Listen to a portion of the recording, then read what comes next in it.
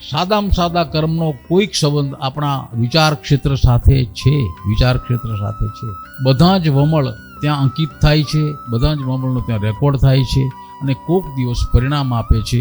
ભગવાન જો ખરાબ વિચાર કર્યા હશે તો ખરાબ રેકોર્ડિંગ થશે, સારા વિચાર કર્યા હશે તો સારું રેકોર્ડિંગ થશે, સ્મરણ કર્યું હશે તો સ્મરણનું રેકોર્ડિંગ થશે, ધ્યાન કર્યું હશે તો ધ્યાનનું રેકોર્ડિંગ થશે. ભગવાન આ બધું ભેગું કરો, એનું નામ સત્ય કી નાવ. આમાંથી આપને શું પસંદ? બધું તો નહીં થાય. જીવનની એક મર્યાદા છે. શરૂઆતના 20 વર્ષમાં કશી ખબર હોતી નથી, પાછલા 2-5 વર્ષનું નક્કી નહીં, વચલા જે વર્ષ વધ્યા, જરા ચૈતન્ય જાગ્રત છે એ અવસ્થાના વર્ષો વધ્યા, એમાં ભગવાન પસંદગી નક્કી કરી લો આટલામાંથી. તમને શું પસંદ છે? સ્મરણ, સ્મરણ, ધ્યાન, ધ્યાન, સેવા, સેવા, ચિંતન, ચિંતન, પોતામાં ડૂબો તો ડૂબો.